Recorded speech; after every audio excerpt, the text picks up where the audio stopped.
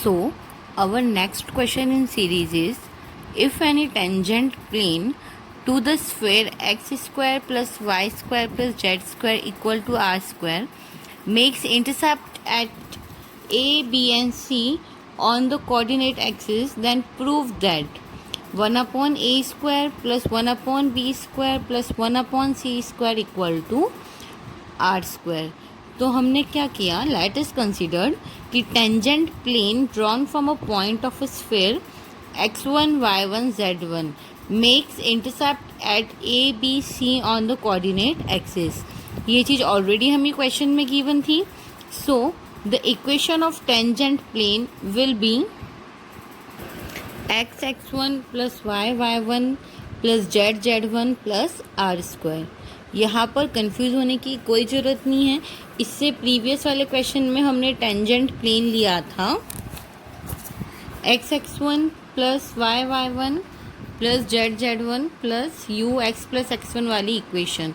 लेकिन इस वाले क्वेश्चन में क्या करेंगे, हम इस वाले क्वेश्चन में इक्वेशन लेंगे x x1 plus y y1 plus z z1 equal to r square. इसको लेने का रीज़न है कि हमें क्वेश्चन में गिवन है, इधर देखो तुम्हारे बुक में भी ऑलरेडी मेंशन है कि अगर हमें क्या है, प्लेन का इक्वेशन गिवन है और स्फीयर की इक्वेशन गिवन है, और अगर हमें पोल ऑफ द प्लेन निकालना है, ठीक है, इस क्वेश्चन में भी हमें यही निकालना था, समतल का ध्रुव यानी पोल ऑफ अ प्लेन निकालना है। इस कंडीशन में हम लोग देखो क्या करते हैं, इस कंडीशन में हम लोग प्लेन लेते हैं तुम्हारा x x1 plus y y1 plus z z1 equal to a square. Since यहाँ पे स्फीयर में इसने रेडियस ए ली है, इसलिए यहाँ पे ए स्क्वायर लिया है। हमारे क्वेश्चन के अकॉर्डिंग हमें आर गिवन है, इसलिए हम क्या लेंगे, आर। आई होप सभी को ये क्लियर होगा कि टेंजेंट प्लेन मैंने ये क्यों लिया है। क्लियर है यहाँ तक?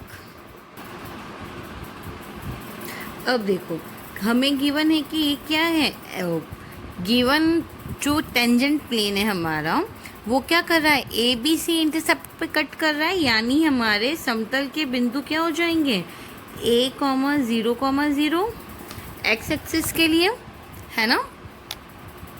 वाई एक्सिस की अगर वाई एक्सिस की अगर मैं बात करूँ तो मेरे पास इंटरसेप्ट हो जाएंगे 0, b, 0 और 0, 0, c। यानी जो गिवन प्लेन है, यानी हमारा जो गिवन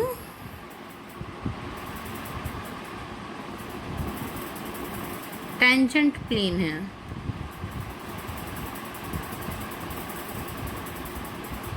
पासेस थ्रू, यानी जो हमारा गिवन टेंजेंट प्लेन है वो कहाँ से पास करेगा, a, 0, 0, 0, b, 0 है, 0, 0, c। क्लियर है यहाँ तक?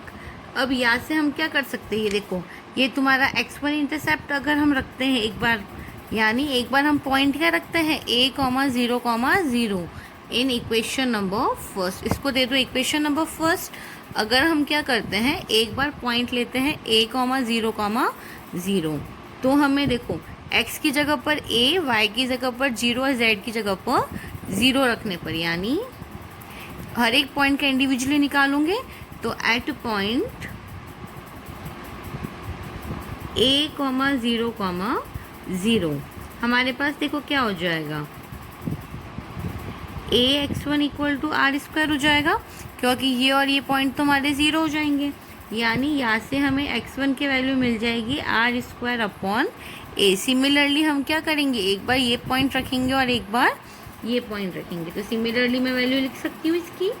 तो ये हो जाएगा तुम्हारा similarly y1 equal to r square upon b और z1 हो जाएगा आर स्क्वायर अपॉन सी। इसको दे दो इक्वेशन नंबर सेकेंड। बट हमें ये भी पता है कि x1, y1, z1 point circle पे लाई करते हैं, स्फीयर पे लाई करते हैं। ये चीज़ मैं पहले ही मेंशन कर चुकी हूँ तुम्हें। तो हम क्या करेंगे कि we know x1, y1, z1 lies on sphere, यानी x1, y1, z1 स्फीयर पे लाई कर रहा है। सो एक्स वाई जेड की जगह पे अगर x1 y1 z1 रखते हैं तो हमारी इक्वेशन बन जाएगी ये। अब हमें x1 y1 z1 की value already equation number second से पता है, तो उसको हम इसमें पुट कर सकते हैं। तो देखो वैल्यू पुट करने पर हमें मिल जाएगा r² अपॉन a का square plus r² upon b का square and r² upon c का स्क्वायर इक्वल टू r²। दोनों ही साइड से चलो और सिंप्लीफाई करके लिखते हैं। ये हो जाएगा तुम्हारा r²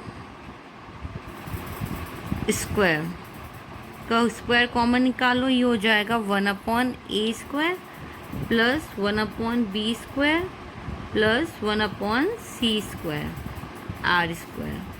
दोनों साइड से एक r² की पावर कट कर सकते हैं, तो ये हो जाएगा हमारा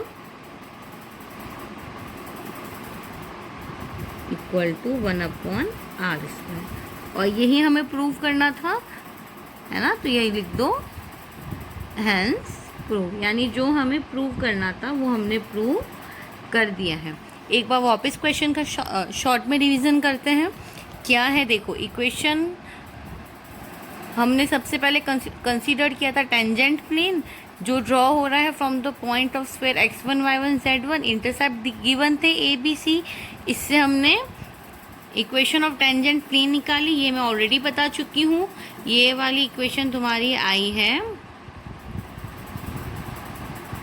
पोल ऑफ प्लेन से। क्लियर है यहाँ तक? किसी को अगर डाउट है इक्वेशन नंबर 1 कहाँ से आई है, तो वो आई है तुम्हारी पोल ऑफ प्लेन से।